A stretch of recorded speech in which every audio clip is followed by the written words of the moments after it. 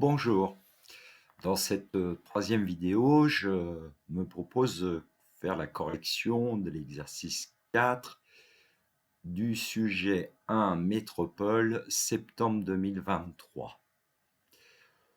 Cet exercice porte essentiellement sur les fonctions, avec notamment les notions de dérivée, dérivée seconde, convexité, concavité, résolution d'une équation en utilisant le corollaire du théorème des valeurs intermédiaires. Préambule, pour obtenir les sujets de bac, vous pouvez vous rendre sur le site de l'Association des professeurs mathématiques de l'enseignement public, APMEP. Vous y trouverez notamment les sujets corrigés des années 2021, 2022, 2023 qui correspondent au programme actuel de terminale.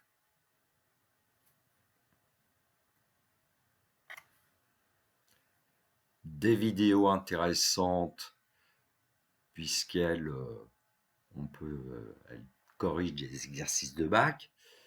Alors il y a le site Matholycée de Monsieur Amble.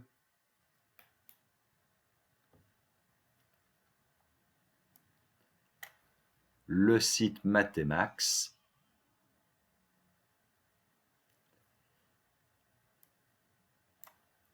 Et pour finir, mon blog, où vous trouverez aussi les sujets et les corrigés, ainsi que d'autres documents concernant les classes de seconde, première, terminale.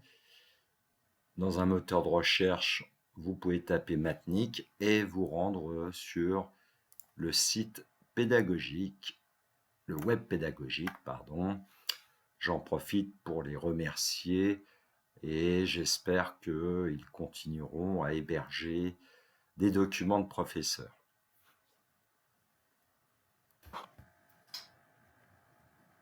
L'énoncé, partie A. On définit sur l'intervalle 0 plus l'infini la fonction g par g de x égale 2 divisé par x moins 1 divisé par x au carré plus ln de x, où ln désigne la fonction logarithme népérien. On admet que la fonction petit g est dérivable sur 0 plus l'infini et on note g', sa fonction dérivée, notation classique en mathématiques. Premièrement, montrer que pour x strictement positif, le signe de g' de x est celui du trinôme x carré moins 2x plus 2. Question 2. En déduire que la fonction g est strictement croissante sur 0 plus l'infini.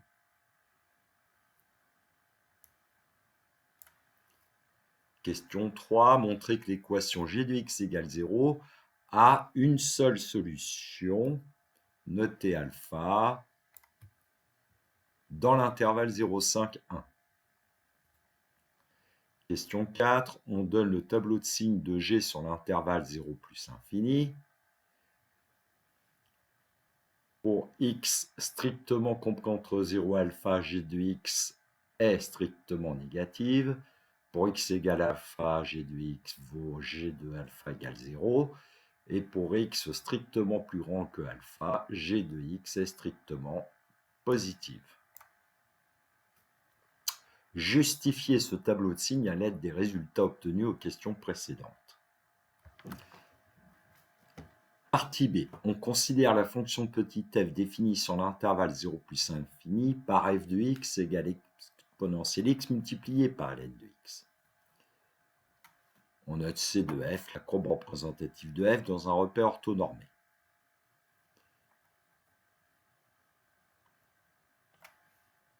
Question 1. On admet que la fonction f est 2 fois dérivable sur 0 plus infini. On note f' sa fonction dérivée, f seconde sa fonction dérivée seconde, notation classique. Petit a, démontrer que pour tout réel x strictement positif, f' de x égale exponentielle x multiplié par 1 sur x plus ln de x.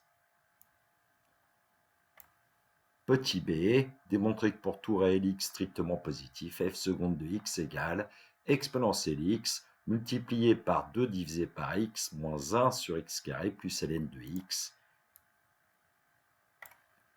2 sur x moins 1 sur x carré plus ln de x est égal à g de x si on regarde l'énoncé de la partie A. J'ai juste demandé à démontrer la dérivée première de x, ça n'était pas dans le sujet, on verra que ça n'est pas très difficile à démontrer. Question 2. On pourra remarquer que pour tout réel x strictement positif, f seconde de x égale exponentielle g de x, où g désigne la fonction étudiée dans la partie A, c'est ce que je venais de vous dire dans la question 1b.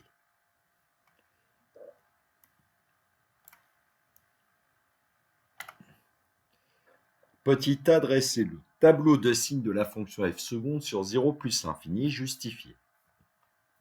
Petit b, justifier que la courbe C de f possède un unique point d'inflexion appelé grand A.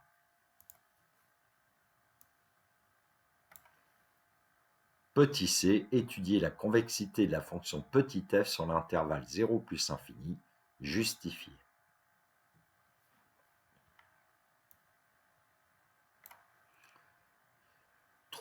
Calculer les limites de la fonction petit f aux bornes de son ensemble de définition.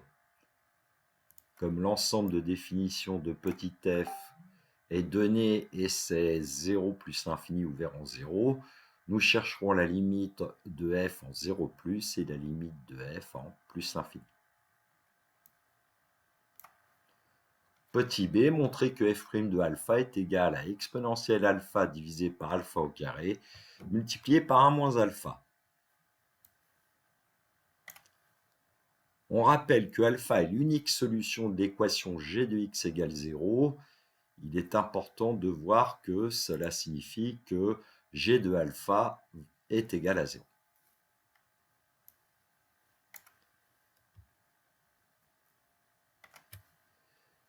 Question C, démontrer que f' de alpha est strictement positif et en déduire le signe de f' de x pour x réel strictement positif.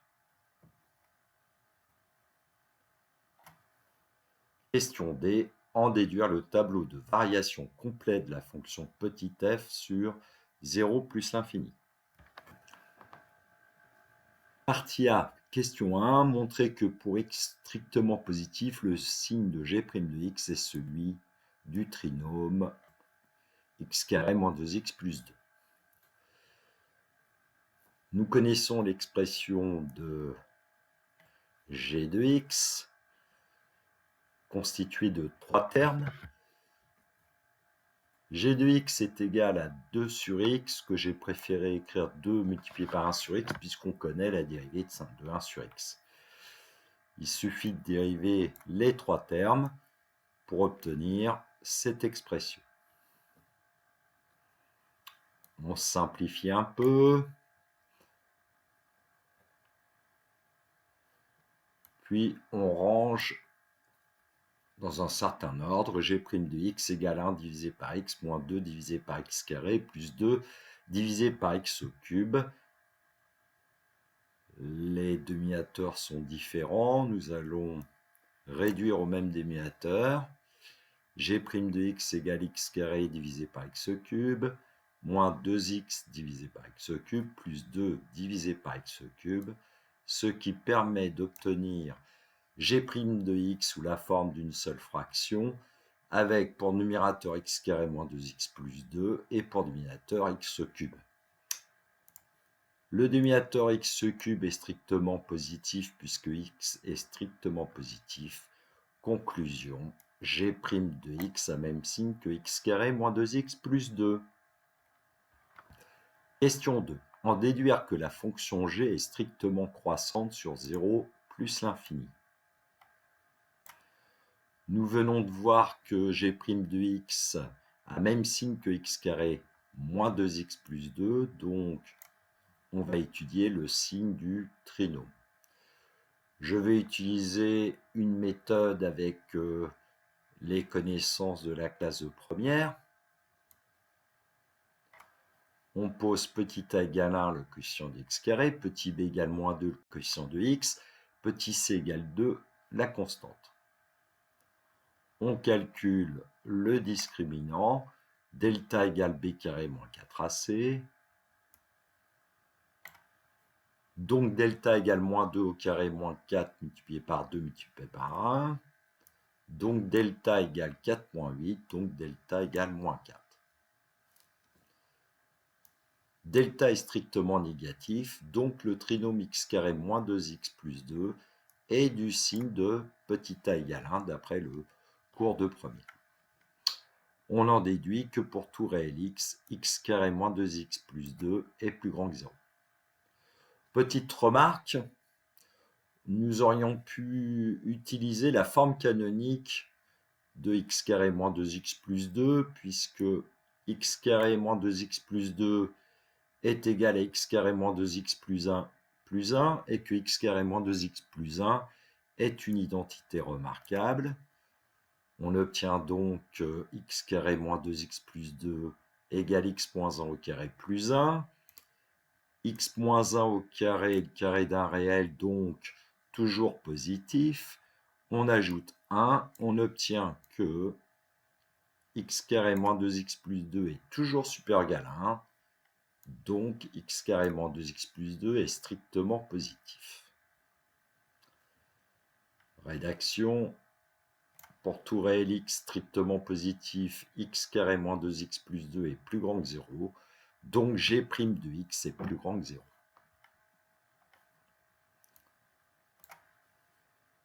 G' est strictement positif sur l'intervalle 0 plus infini. Donc g est strictement croissante sur l'intervalle 0 plus infini. Un petit complément. Si on avait étudié les variations de x carré moins 2x plus 2 que j'ai appelé p de x ici, par exemple en dérivant, nous pourrions démontrer que la fonction grand P admet un minimum en x égale 1 et que ce minimum, p de 1, est égal à 1. On retrouve bien le fait que la fonction p est strictement positive sur moins l'infini plus infini, donc sur 0 plus infini. Question 3, montrer que l'équation g de x égale 0 a une seule solution notée alpha dans l'intervalle 0, 5, 1. G est strictement croissante sur 0 plus l'infini, donc G est strictement croissante sur 0,5, 1. On calcule G de 0,5, qui est égal à 2 divisé par 0,5, moins 1 divisé par 0,5 au carré, plus ln de 0,5. Donc G de 0,5 est égal à 4 moins 4 plus ln de 0,5. Donc G de 0,5 égale ln de 0,5, qui est aussi ln de 1/2, et par propriété du logarithme népérien, on peut dire que c'est égal à moins ln de 2. 2 étant plus grand que 1, ln de 2 est plus grand que ln de 1. Donc ln de 2 est strictement positif. Donc son opposé, moins ln de 2, est strictement négatif. Donc G de 0,5 est strictement négatif. On calcule G de 1. G de 1 est égal à 2 divisé par 1 moins 1 divisé par 1 au carré plus ln de 1. Donc G de 1 est égal à 2 moins 1 plus 0. Donc G de 1 égale à 1. Méthode 1, afin de justifier que l'équation g de x égale 0 a une seule solution notée alpha dans 0,5, 1. Il suffit de dresser le tableau de variation de la fonction g.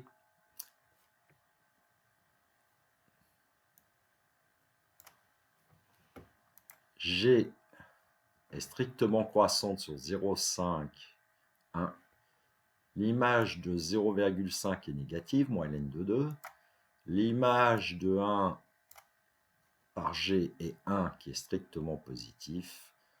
Donc on obtient le résultat voulu. Deuxième méthode, on va rédiger davantage. On sait que G est dérivable sur 0,5, 1, donc G est continu sur 0,5, 1. On sait que G est strictement croissante sur 0,5, 1.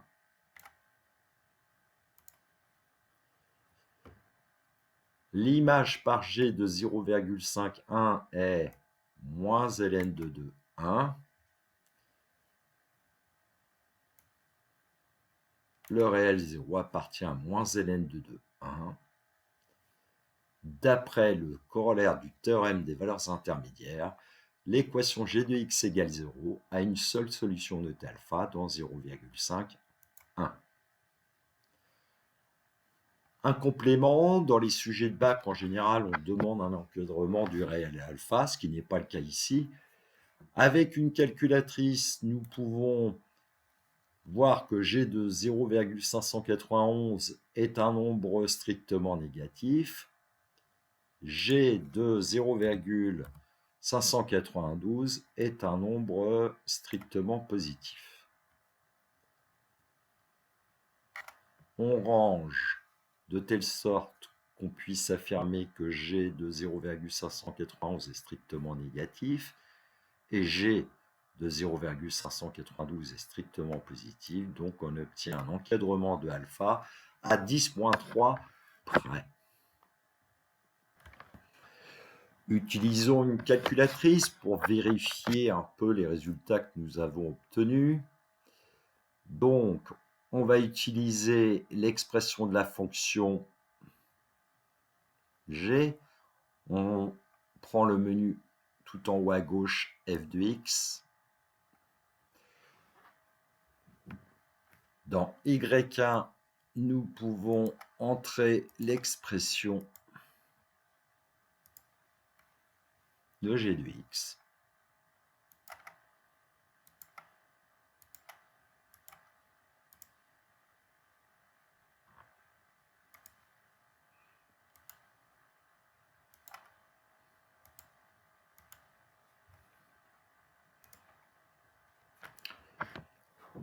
Pour obtenir un graphique correct, en général, il s'agit de régler la fenêtre. Nous allons aller voir dans DevTable pour pouvoir initialiser la valeur de x à 0, prendre un pas de 1 ici, et aller regarder dans la table qui se trouve tout en haut à droite les valeurs de g de x. On a un graphique à coller au tableau de valeurs. Le graphique, là, pour l'instant, on ne voit pas apparaître la courbe de g, on verra ensuite. Donc, dans la table de valeurs, évidemment, g de 0 n'existe pas puisque ln de 0 n'existe pas. Et on peut constater que les valeurs de g de x entre 1 et 5 sont comprises entre 1 et 2. On va peut-être améliorer un petit peu la table. DevTable. Prendre 0 et prendre un pas un peu plus petit. Par exemple, on peut prendre un quart. Ce qui fait qu'on constate que entre 0 et 0,5, nous obtenons pour g de x des valeurs strictement négatives. Réglons la fenêtre. X min 0 par exemple. X max, on a dit 5. On peut prendre une graduation de 1. Pour y min, il s'agit d'aller prendre des valeurs négatives. Je vais me contenter de moins 2. Y max 2. La graduation, on peut prendre tout simplement de 1 en 1. On appuie sur graphe tout en haut à droite pour obtenir la courbe représentative de G. on observe que G semble strictement croissante sur 0,5. Ensuite, on peut constater que G de X semble prendre la valeur 0 une seule fois en une valeur alpha apparemment comprise entre 0 et 1. Afin d'obtenir un encadrement, par exemple, à 10-2 près du réel alpha, on peut aller modifier la table. On sait qu'ici, alpha est entre 0,5 et 1. Nous allons choisir donc un pas qui pourrait être de 0,1 pour commencer. On va directement chercher 2 chiffres après la virgule. On retourne dans la table et nous allons pouvoir constater qu'effectivement,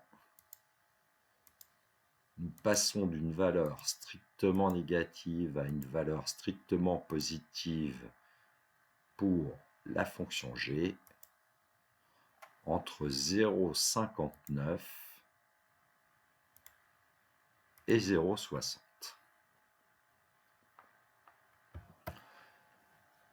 Un complément avec un script Python, je ne vais pas trop le détailler, simplement dire qu'on peut définir la fonction g. Alors sur Python, en général, la fonction logarithme népérien se note LG. Ensuite, nous allons tracer point par point la courbe de g. On initialise x à 0,5, on calcule son image. On va prendre un pas suffisamment intéressant, h égale 10 puissance moins n. Tant que x est inférieur ou égal à 1, ben si l'image de x par g est négative, nous tracerons un point de coordonnées xy en rouge. La variable a sera plus tard la valeur approchée par défaut du réel alpha. Sinon, nous allons tracer un point de coordonnées xy en bleu avec une petite bille. Nous effectuerons une petite pause pour que le tracé point par point se dynamique. On passe au point suivant. En modifiant l'abscisse, x prendra la valeur x plus h, h étant le pas. On calcule l'image par g de x. En sortie, le nombre a, on prendra une valeur approchée de a avec 12 chiffres après la virgule a priori, parce que le langage Python ne se comporte pas toujours très bien avec les nombres décimaux. Petit b sera la valeur approchée par excès, il suffira d'ajouter a plus h. On trace en fait un segment ici qui va représenter l'axe des abscisses, la grille du repère. On montre le repère et on renvoie les valeurs de petit a petit b. Avec cette instruction print encadrement 2 placée dans l'éditeur Python, il suffira d'exécuter et nous aurons en fait le graphique qui va s'afficher et à la fin nous aurons dans la console Python à droite un encadrement de alpha.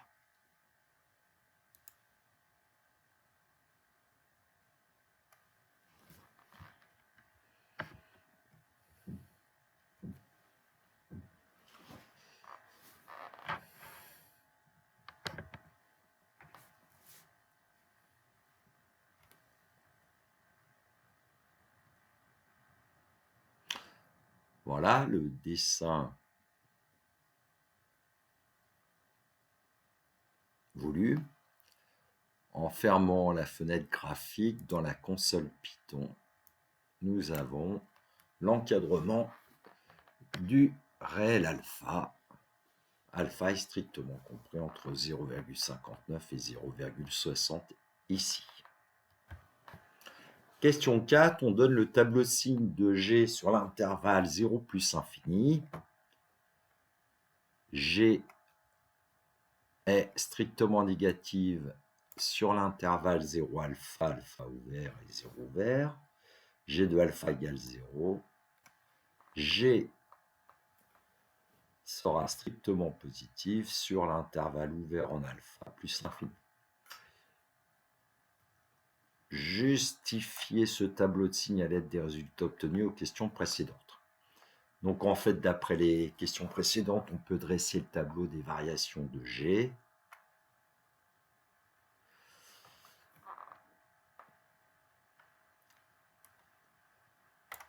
Si x est strictement compris entre 0 et alpha, g de x est strictement plus petit que g de alpha, puisque g est strictement croissante sur 0 plus infini.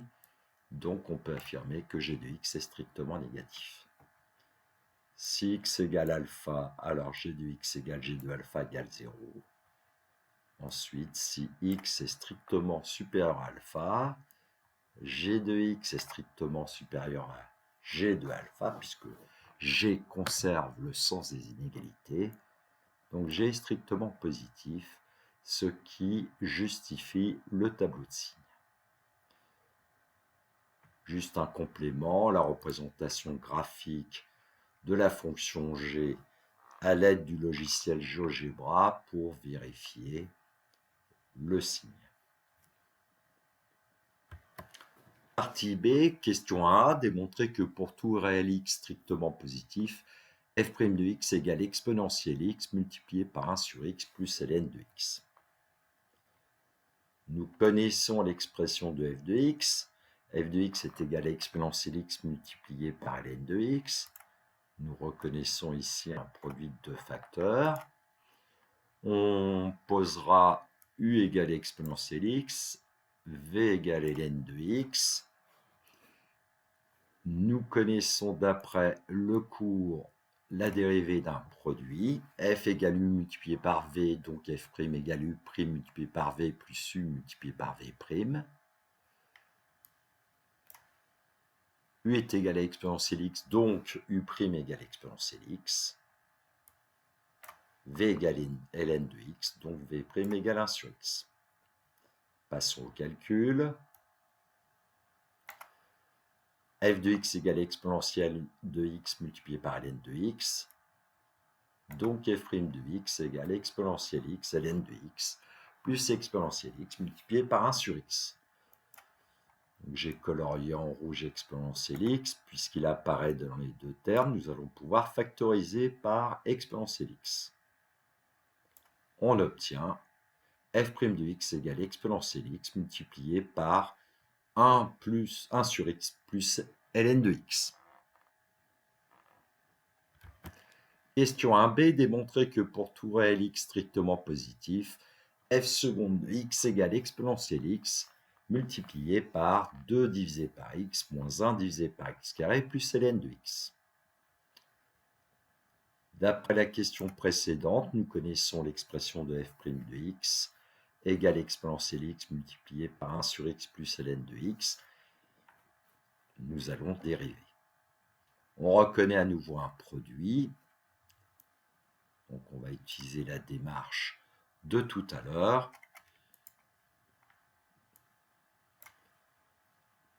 La fonction v est définie par v égale 1 sur x plus ln de x. Nous dérivons terme à terme pour obtenir v' égale moins 1 sur x carré plus 1 sur x. Passons au calcul. f' de x égale exponentielle x multiplié par 1 divisé par x plus ln de x. Nous appliquons la formule pour obtenir cette expression. À nouveau, exponentielle x peut être mis en facteur. Nous remarquons que dans la parenthèse, il y a 2 fois 1 sur x, donc ça nous donnera 2 sur x. Et finalement, nous obtenons l'expression de f de seconde de x voulue. F seconde de x égale exponentielle x multiplié par 2 divisé par x moins 1 divisé par x au carré plus ln de x. Petite remarque, nous avons rencontré cette expression dans la partie A, et en fait, on va pouvoir affirmer que f seconde de x est égal à exponentielle multipliée par g de x. Question 2a, dresser le tableau de signes de la fonction f seconde sur 0 plus l'infini, justifié. Dans le texte, on nous disait qu'on pouvait remarquer que f seconde de x égale exponentielle x multiplié par g de x. Exponentielle x est strictement positif, donc f seconde de x va être du même signe que g de x. Le signe de g de x, nous l'avons étudié. On peut donc en déduire le signe de f seconde de x. Sur 0 alpha, ouvert en 0, ouvert en alpha, f seconde est strictement négative. F seconde de alpha est égal à 0. Et sur l'intervalle alpha plus l'infini, ouvert en alpha, f seconde est strictement positive. Un complément grâce au logiciel GeoGebra pour vérifier le résultat du tableau de signes de f seconde. Connaissant f seconde et son signe, on peut obtenir les variations de f'. F' est strictement décroissante sur 0 alpha et f' est strictement croissante sur alpha plus l'infini. Question 2b, justifier que la courbe C de f possède un unique point d'inflexion noté grand A. Je redonne le tableau du signe de f seconde. Nous remarquons que f seconde s'annule une seule fois en alpha en changeant de signe. D'après le cours, on peut affirmer que la courbe C de f possède un unique point d'inflexion A d'abscisse alpha. Complément avec le logiciel GeoGebra, on a représenté la courbe de f. On s'est arrangé pour obtenir le point A d'abscisse alpha et ensuite on trace la tangente en A à la courbe C de f que j'ai appelée T indice A et on constate que la courbe de f est située en dessous de sa tangente au point A sur 0 alpha et C de f est situé au-dessus de sa tangente au point A sur l'intervalle alpha plus infini. Question 2c, étudier la convexité de la fonction petit f sur l'intervalle 0 plus l'infini, justifié. À nouveau, je donne le tableau de signes de la fonction f seconde. F seconde est négative ou nulle sur l'intervalle 0 alpha, fermé en alpha, donc f est concave sur 0 alpha, d'après le cours. F seconde est supérieur ou égal à 0 sur alpha plus infini, donc f est convexe sur alpha plus infini. Nous pouvons ainsi conclure sur la convexité de la fonction f. Complément avec GeoGebra afin de vérifier cette notion de concavité et de convexité. Question 3. Calculer les limites de petit f aux bornes de son ensemble de définition. La première borne 0, donc on va se poser la question de savoir quelle est la limite de petit f en 0+. L'expression de f de x exponentielle x multipliée par ln de x, donc nous allons chercher la limite d'exponentielle x en 0, la limite de ln de x en 0. Quand x tend vers 0+, exponentielle x va tendre vers exponentielle de 0, c'est-à-dire 1. ln de x tend vers moins l'infini. Par produit, exponentielle x multiplié par ln de x tend vers moins l'infini, puisque 1 multiplié par moins l'infini donne moins l'infini. Ainsi, f de x tend vers moins l'infini. Rédaction avec le symbole limite. Limite quand x tend vers 0 plus exponentielle x est égal à 1 et limite quand x tend vers 0 plus de ln de x égale moins l'infini.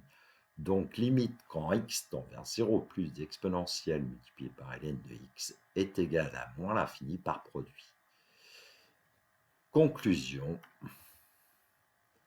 Limite quand x tend vers 0 plus de f de x égale moins l'infini. Une remarque, ce n'était pas demandé dans ce sujet. On peut affirmer alors que la droite d'équation x égale 0 est asymptote à la courbe C de f au voisinage de 0.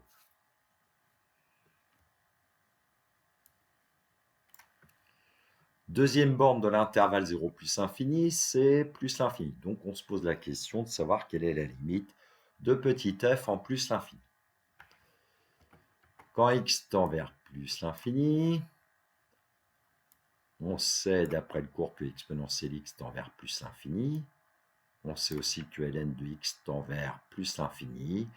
Donc par produit, exponentielle x multiplié par ln de x tend vers plus l'infini. On peut conclure que f de x tend vers plus l'infini. Rédaction avec le symbole limite.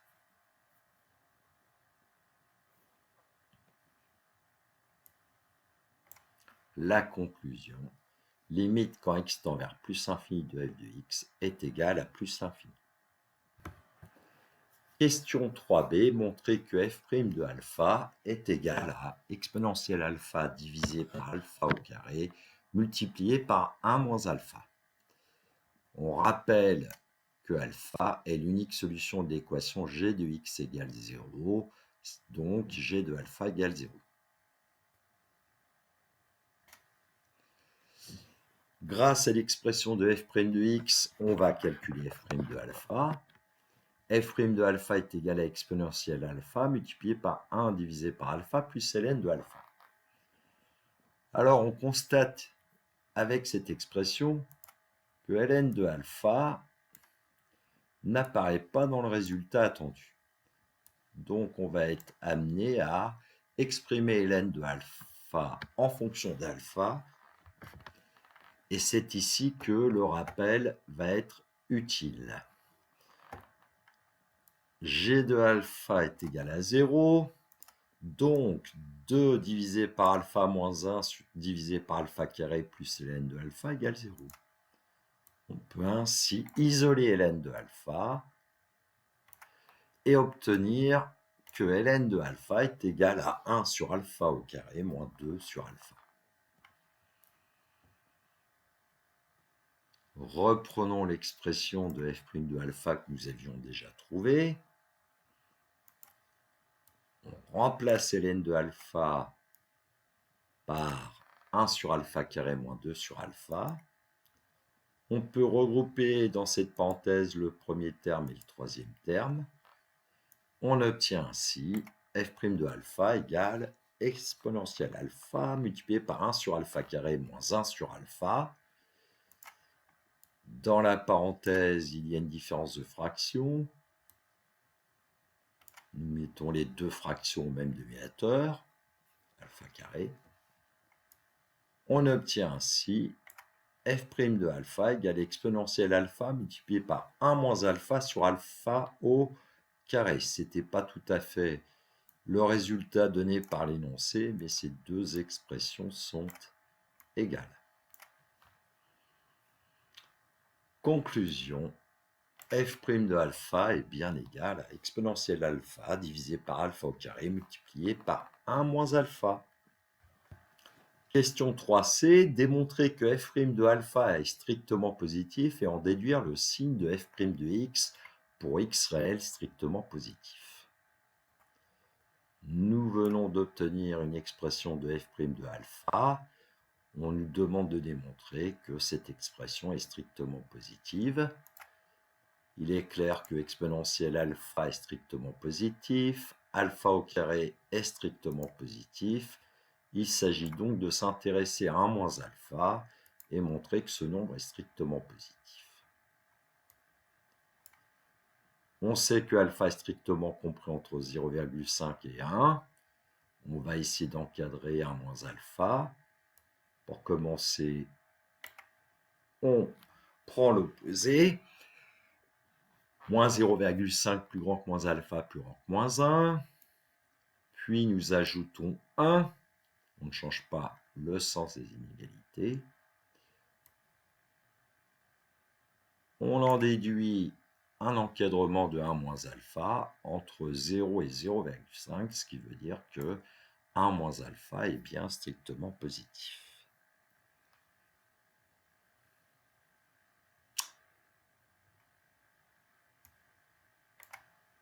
F' de alpha va être strictement positif.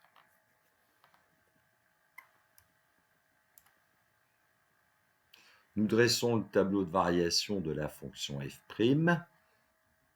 On connaît le signe de f seconde, on en déduit les variations de f', et on peut affirmer que f' possède un minimum sur l'intervalle 0 plus l'infini en alpha, et ce minimum vaut f' de alpha.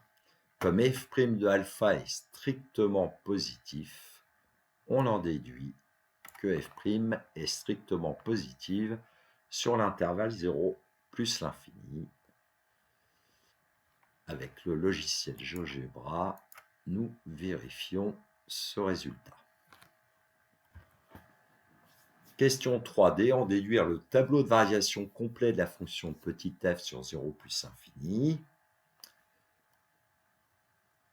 Nous venons de voir que f' est strictement positif sur 0 plus infini, donc f est strictement croissante sur 0 plus infini. On indique la limite en 0 de f que nous avions trouvée, moins l'infini, la limite de f en plus l'infini que nous avons vu qui est plus l'infini. F' est strictement positif sur 0 plus l'infini, donc f est strictement croissante sur 0 plus l'infini. On peut vérifier avec la courbe de f. Évidemment, le jour du bac, on utilise la calculatrice.